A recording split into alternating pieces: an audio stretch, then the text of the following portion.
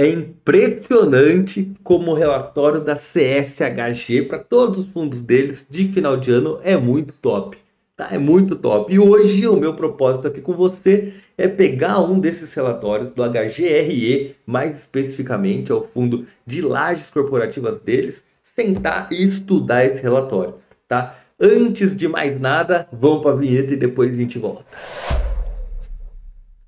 Então, fala meu amigo e minha amiga, seja muito bem-vindo a mais um vídeo aqui do canal. E hoje a gente vai fazer um estudo, tá? A gente vai sentar aqui de verdade, pegar o relatório e debulhar ele tintim por tintim, tá? Ó, é um vídeo que é difícil achar gente aqui fazendo, tá? Então já curte, já se inscreve no canal. A gente tá começando aí, precisa da ajuda de você, então vamos embora pra cima.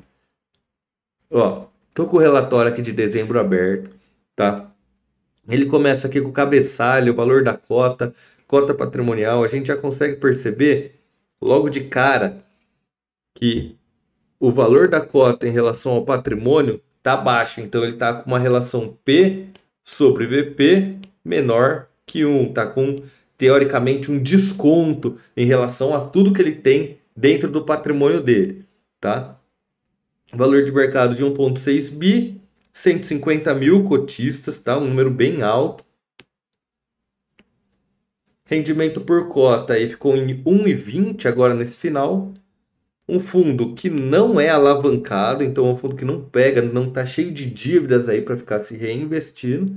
Então, um yield de 10,82, uma área bruta alocável de 185. A gente vê uma vacância maior aí, uma vacância de 27,24 física e 19% financeira, tá? A vacância do setor é uma vacância que está bem alta, está em média aí dos 25% hoje quando eu converso com vocês, tá? Então, a vacância do fundo está na média, tá? A média do setor. Então, vamos ler os comentários que a gestão da CSH, do HGRE, né? A CSHG trouxe para gente, tá? Então, no mês de dezembro, então ele começa aqui com o que aconteceu em dezembro, tá? Em mês de dezembro, o fundo teve uma receita de 10,6 milhões, 0,86 por cota, que levou um resultado de 7,5 milhões, 0,64 por cota, tá? Distribuição de 1,20 por cota, uma distribuição bem alta, aí acima da média deles, que é 0,78 centavos, mais ou menos, né? E aí, se a gente vê que eles distribuíram 96% do lucro do semestre, então o resultado, a distribuição tem que ser pelo menos 95, eles distribuíram 96,24 aí, beleza? Atualizações das parcelas remanescentes de processo de desinvestimento. E aí vocês vão ver que eles falam bastante de parte de desinvestimento nesse relatório, tá? E mais para frente a gente vai entender qual que é o processo que eles estão aprontando aí, tá? Então ele recebeu a 7ª parcela da venda de 3 conjuntos do Brasil Interpart, tá? Que é um edifício que eles tinham aí, que gerou um lucro parcial de 145 mil reais, 0,01 por cota, tá? E também teve o recebimento da 8ª parcela referente ao Centro Empresarial Dom Pedro, que teve 0,00003 por cota. Então, um valor mais baixo aí das vendas de ativos menores que eles fizeram ao longo do ano. Tá, então vamos ver. Após um ano que aparentava ter retornos muito discretos, tá? Nos últimos meses teve um bom desempenho, né? Novembro teve um rally, dezembro teve um rally, tá? Já o IFIX também encerrou o ano positivo com uma alta de 15,5. Aqui eles vão comparar a rentabilidade deles com o setor, né? O que é um panorama geral para quem não é do meio de investimentos muito bom, tá? Quando olhamos para o fundo de escritório do IFIX, observando uma performance positiva de 14,55%, tá? Então vamos lá. Escritório geral, 14,55%. O HGRE teve 17,37%. Ajustada por reinvestimento de dividendos, tá? E aí ele coloca também o IFIX teve 15,5%. Então o rendimento aí do HGRE foi maior que esses dois ao longo do ano. Por quê? Porque era um fundo que estava bem descontado, que acabou levando aos investidores duvidar do seu potencial, aí eles acabaram trazendo uma rentabilidade boa ao longo de 2023, tá? Beleza, vamos lá. Aí ele fala que, já considerado a reavaliação dos imóveis, ainda está sendo, igual a gente falou lá em cima, cotado com desconto aí de 13,2% em relação ao seu preço sobre valor patrimonial. Tá bom? Gente, só reforçando aqui, vocês já sabem disso, né? Mas isso aqui é um estudo, tá? A gente não está indicando investimento em HGRE, tá? Eu nem posso fazer isso, embora esse fundo esteja aí na minha carteira de investimento previdenciário.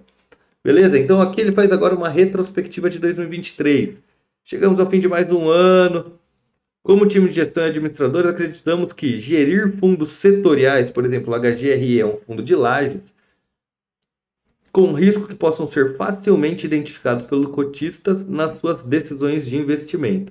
Com isso, apesar do cenário desafiador para o setor, ele já manda que era um cenário difícil, pós-pandemia, aumentar de novo a lotação em prédios, sendo que teve o home office, né? Realmente é um cenário desafiador. Entendemos como foco prioritário, então aqui ele vai trazer os focos do HGRE em 2023, né? Ter participação relevante em ativos de qualidade, como com uso de escritório padrão, ou seja, ativos que abrangem um maior leque de potenciais locatários e com exposição preponderantemente em São Paulo. Então, o que ele fala aqui? Que ele quer ativo de qualidade e que ele quer um ativo que seja fácil. Se o inquilino, por acaso, tiver com dificuldade de sair fora, ele colocar um outro no lugar. Ou seja, ele quer prédios que tenham capacidade de diminuir sempre a vacância dele.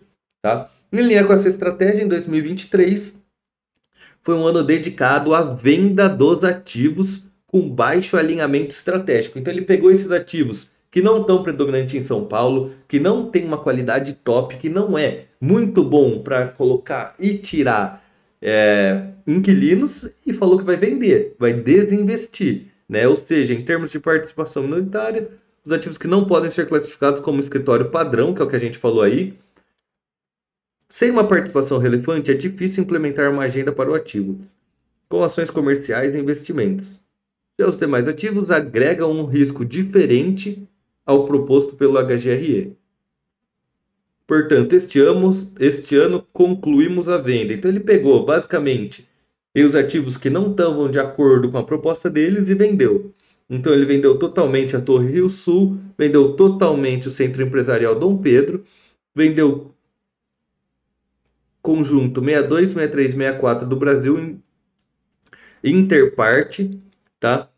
Sendo que o conjunto 61, que foi o que ficou, será foco de venda em 2024, então ele já está até trazendo que em 2024 ele vai continuar esse processo de venda, tá? Porque não está de acordo, não está dentro do planejamento do fundo ter ativos de menor qualidade e que realocar para outros inquilinos tenha maior dificuldade. E aqui da totalidade do edifício Alegria, que apesar de ser monousuário, após a saída do único locatário, se tornou um ativo de difícil reposição, que levou ao desinvestimento. Então o que ele está falando é que é difícil ficar colocando inquilino lá, então ele falou, prefiro não ficar com esse prédio, vou vender. Tá? Com isso, terminamos o ano com volume financeiro total transacionado de 130 milhões. E todos esses prédios aí trouxeram lucro de quase 20 milhões, R$ 1,70 por cota, tá?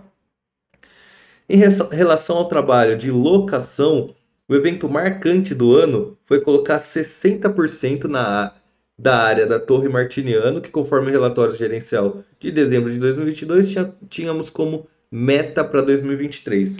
E aqui eu quero que vocês já anotem esse nome aqui, Torre Martiniano, tá? Porque vai ser foco da nossa discussão um pouquinho mais para baixo, tá? Ele já era foco em 2023 e agora vamos manter ele como foco em 2024, tá? Além disso, teve novas alocações no Paulista Star, no Roberto Sampaio Ferreira, no Berrini One, reduzindo a vacância para zero, tá? Contudo, continuamos com o edifício Antônio das Chagas totalmente vago. e a área remanescente do Torre Martiniano, que está com 5 andares em fase final de negociação. Então a gente já vê aí que o Torre Martiniano está na fase final da negociação, 5 andares, o que vai reduzir bastante aquela vacância que estava lá em cima.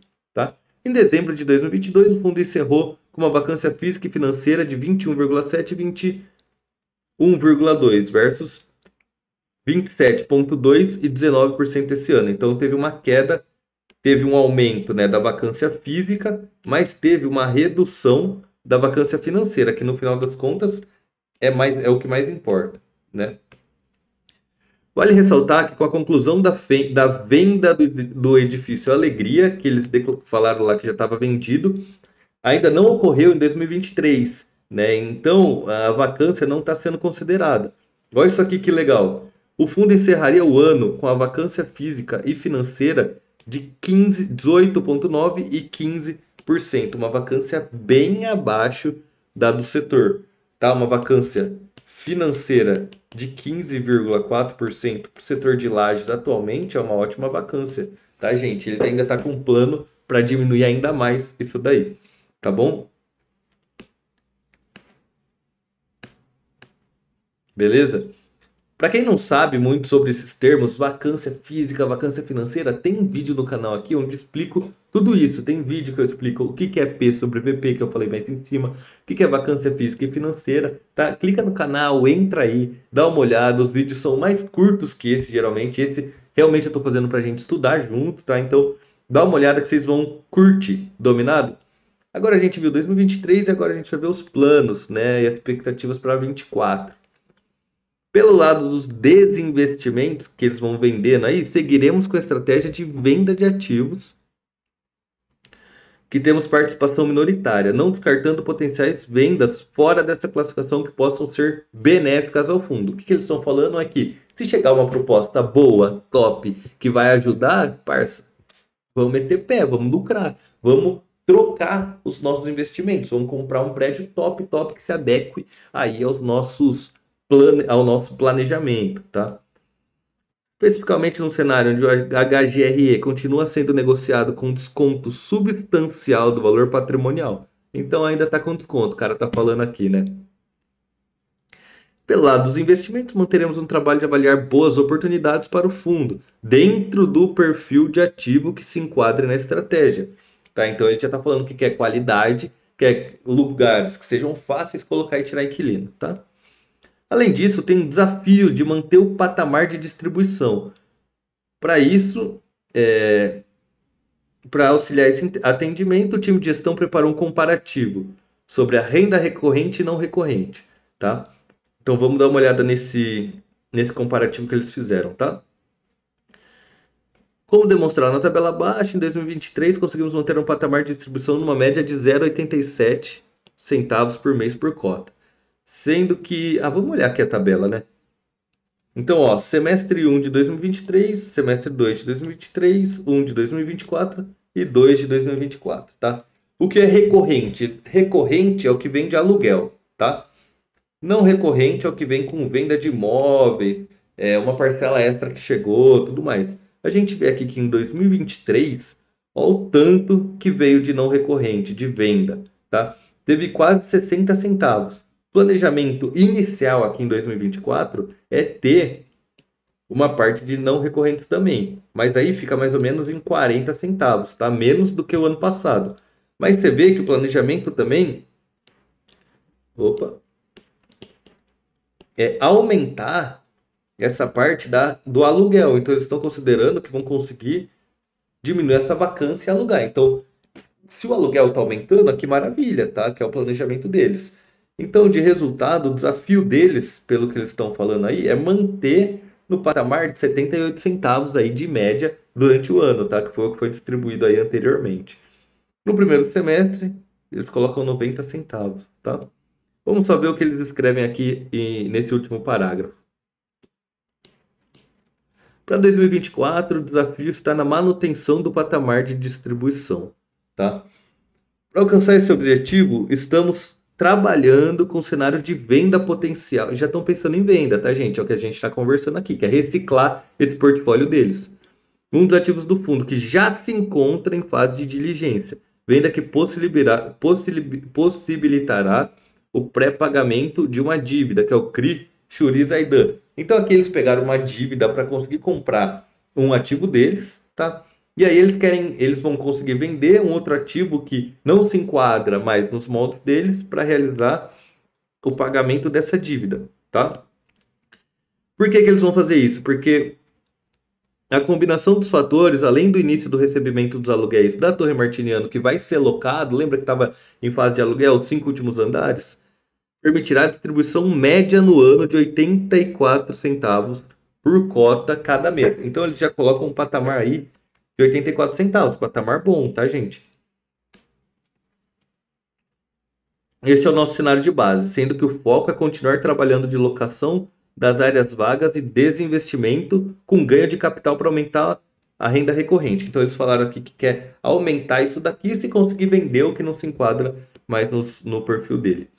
Ainda nesse cenário, enquanto o resultado recorrente não superar o patamar de rendimento atual, que é 78 centavos por cota, distribuiremos o eventual resultado excedente ao final do semestre. Então isso aqui a CSHG sempre faz, né? Eles não ficam distribuindo. Se teve um excedente no mês, eles não distribuem logo no mês seguinte, tá? Eles vão distribuir no fim do semestre, porque assim eles conseguem realocar da melhor forma possível, tá? Distribuir o total que der para distribuir também, certo? Cara, e esse foi um dos gráficos que eu achei mais top que eles trouxeram aqui, tá? O que eu vou fazer? Eu vou tirar esse daqui para vocês verem. Aqui, ó, é um gráfico que deixa eu. Aqui eles colocam a participação deles, tá? Na linha vertical. E na horizontal eles colocam a vacância, tá? E aí você vê que tudo que tá mais desse lado aqui, ó, é o que eles têm menor vacância. E tudo que eles colocam mais desse lado aqui, eles têm maior vacância. Então, os problemas que eles têm que resolver estão tudo mais desse lado, tá? Em cima tá o que tem maior participação do fundo, então o que é mais relevante para os resultados dele. Embaixo, o que é menos relevante, tá? Então, olhando aqui, o que que a gente quer ver, tá? Basicamente, o que está em cima e com menor vacância, que é esse setor aqui, um setor que está dando problema, tá? E aí, nos parágrafos de baixo, o que que eles vão falar? Que o foco de 2024 vai ser resolver basicamente essa vacância do Martiniano, tá? O Martiniano, eles colocaram esse mesmo gráfico no outro ano, ele estava aqui. Aí, durante 2023, eles trabalharam e já trouxeram para cá, deixando o fundo mais saudável, tá? Agora, o objetivo deles é passar daqui para cá, junto com os outros edifícios que estão aqui, formando aqui uma base sólida de investimento. Dominado? Quando a gente olha aqui um pouquinho mais para baixo, tá? Que é esse setor aqui, a gente vê que é um local que tem uma vacância baixa, tá? Mas é uma participação que também é baixa, tá? Então aqui eles deixaram mais como secundário. Então aqui vocês vão colocar o primeiro foco vai ser o Martiniano, o 2 vai ser o Guaíba e o 3 vai ser o Jatobá, tá? Aqui ainda não está aparecendo, mas o Alegria já foi vendido, por isso que eu coloquei esse X, tá? E aqui, o que são essas letras que eu coloquei aqui? Tá? Deixa eu até grifar para vocês verem. Opa. A e BB, tá? Isso aqui é o tier, que a gente chama do prédio, tá?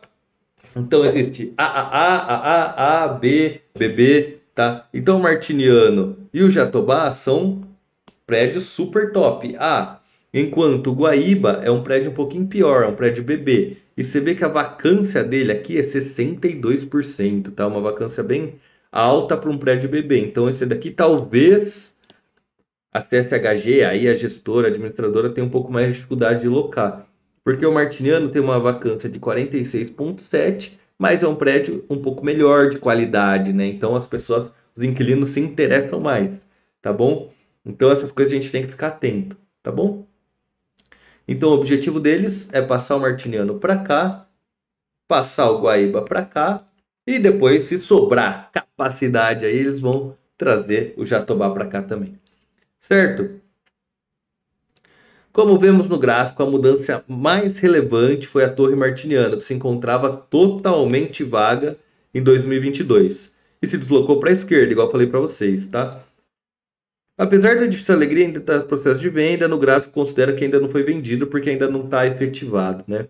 O retorno da renda recorrente do fundo se dá com o deslocamento dos círculos grandes, que foi o que a gente viu, maior patrimônio, para mais perto dos eixos das ordenadas. Então, o que ele está falando? Que o fundo melhora quando faz esse movimento aqui, ó. Vem para cá, vem para mais perto daqui, tá bom? Com isso, conseguimos notar um maior ganho para este ano, que para eles terem um maior ganho esse ano, eles precisam performar a Torre Martiniano, tá? Em segundo, Edifício Guaíba, depois a Torre Jatobá e por último, Antônio das Chagas, tá? Por quê? Porque olha o tamanho do círculo da Martiniano e os outros círculos são menores, tá? Por isso que para eles terem um maior ganho, eles precisam trabalhar a Torre Martiniano aí. Beleza? Aqui embaixo a gente já vai para reavaliação dos fundos. Eu tenho um vídeo aqui também que eu falo só sobre reavaliação e como as reavaliações mudam isso daqui, essa relação P sobre VP, que muitas vezes está precificado errado, tá? Mas aqui, o que aconteceu? Depois da reavaliação, teve uma valorização aí de 1,03%. Ficou mais ou menos na mesma, né? Tá? Aqui embaixo eles vão explicar o que aconteceu, né? Mas na linha total avaliada, a variação de 1,03 se refere ao comparativo entre laudos e não considera benfeitorias e outros tipos de aquisição. Tá? O valor da variação representa o 0,25 informado no fato relevante, que compara o valor do laudo atualizado pelo valor patrimonial recente. Então, aqui no fato, quando a gente muda o VP, muda a relação P sobre VP. Então, já está tudo atualizado. Tá? De maneira geral, entendemos que existe espaço para a valorização patrimonial dos ativos nos próximos anos, que deve ser motivada pela melhora do cenário de locação, tanto vacância quanto valores, e redução de taxas de desconto e capitalização acompanhada da redução do risco do setor. Então, o que ele está falando aqui, gente? Está falando que, conforme ele diminuir a vacância e aumentar o valor por metro quadrado, ou seja, melhorar a situação do setor como um todo, melhorar principalmente nesse pós-pandemia, como ficou meia bomba aí, né? Então, melhorando essas duas coisas, a tendência é que os imóveis também se valorizem, tá? Se imóvel se valorizando, a relação P sobre VP diminui e significa que ele estaria mais descontado, tá? Então, ocorre essa modificação, tá? Em relação à parte comercial, o fundo fechou o mês de dezembro com 27,24% de vacância física e 19% financeira, tá? Mas ainda não engloba aquele edifício que a gente conversou anteriormente. E aí ele aqui vai falar dos processos de locação, tá? Então, o Guaíba, que será ocupado pela Secretaria de Planejamento do Estado do Rio Grande do Sul, a princípio a duração do contrato é de apenas 12 meses, mas a expectativa é de permanência mais longa e do aumento da ocupação de outros órgãos coligados. Então ele está esperando aí que o Guaíba consiga aumentar essa alocação durante o ano, tá? Já o Sêneca, tá, a parte do MOL, está evoluindo. Por se tratar de um contrato em que o fundo vai ser responsável por todo o investimento, aproximadamente 5 milha, o documento se torna mais complexo, pois rege as obrigações e obras. Então ele está com maior dificuldade aí dessa transição, porque é burocrático, tem que trabalhar, tem que fazer todas as coisas, né? E por fim, a Torre Martiniano, que é o mais importante aí nessa nossa perspectiva para o ano que vem, está em via de assinar a locação de 5 andares, com expectativa de formalização em janeiro. Formalizar em janeiro é top, porque a gente vai aproveitar durante o ano todo essa locação desses 5 andares, tá? Caso se concretize, teremos apenas mais 3 andares disponíveis, que está sendo avaliado por outras empresas. E com isso, o foco no ativo será de ocupação do mall, exploração do centro de convenção, tá? Então, deixa os homens trabalhar, que aí a gente vai ver como é que vai ser esse ano aí para o HGRE, tá? Bom, da parte técnica aqui, eles falam sobre reforma e tudo mais. Essa parte eu vou pular. Tá? Ela também é uma parte que é importante da gente estar dando uma lida, mas é mais parte de reforma vão mostrar aqui como ficou o Sky Lounge do edifício Berrine One. Olha que bonito. Aí eles fazem toda a reforma. Esse termo aqui, eu vou escrever até para vocês, tá, gente? Chama quando o fundo imobiliário pega esses imóveis para deixar ele melhor, para reinvestir, para melhorar a qualidade dele, chama retrofit.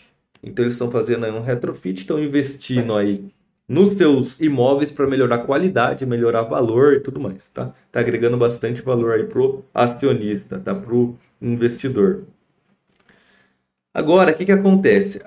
Essa primeira parte foi só os comentários do gestor. Por isso que eu falo que uma das principais formas da gente avaliar a qualidade da gestora, que é um pouco mais subjetivo quando a gente está fazendo a avaliação de um fundo imobiliário, é olhar aqui o relatório do cara. Olha o relatório, a gente ficou mais de 20 minutos só falando sobre os comentários deles, né? Então, assim, ó, CSHG tá de parabéns com esse relatório, beleza? Em relação aos resultados do ano, teve 127 milhões de resultado, distribuiu 122 milhões dentro do proposto aí, tá?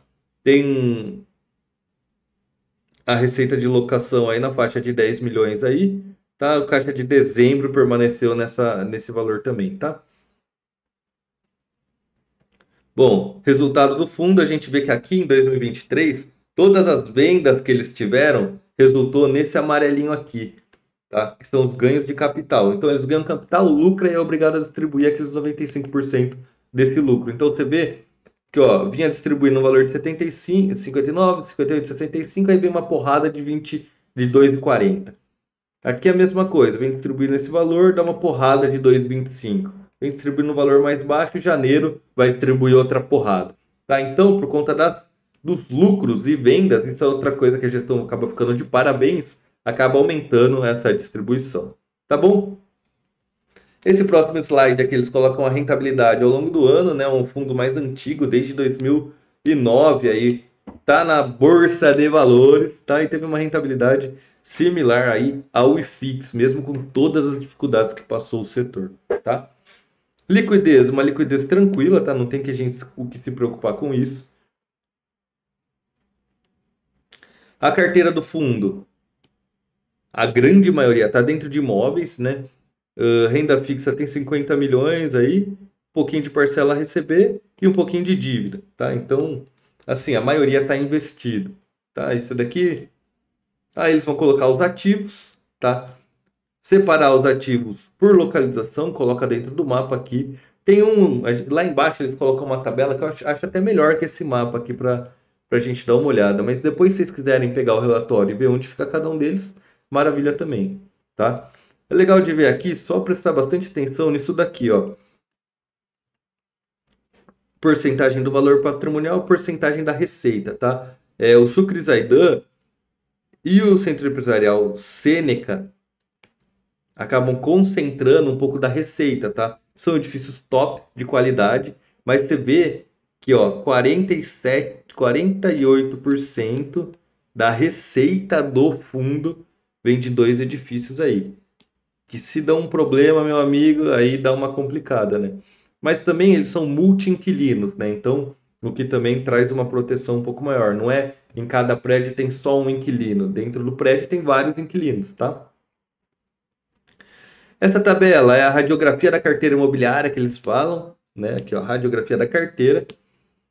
Aqui, o que significa isso? A vacância do fundo, que a gente vê que vem numa decrescente, tá? O aluguel por metro quadrado é quanto está aqui, e o aluguel por metro quadrado corporativo, o que está aqui, tá?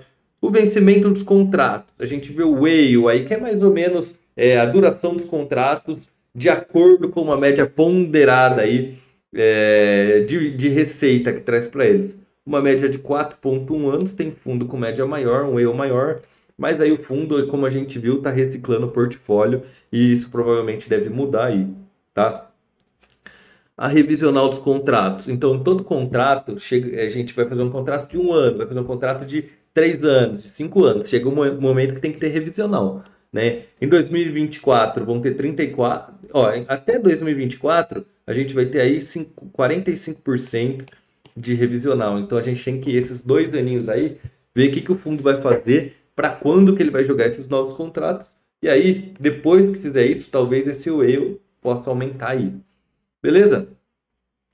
Aqui, exposição por locatário, a gente viu que tinha 2 prédios aí que traz a receita maior. Mas aqui tem 2 inquilinos que também trazem uma dependência de 45%. Pelo menos não é um, tá? É a Vivo e a Totbs.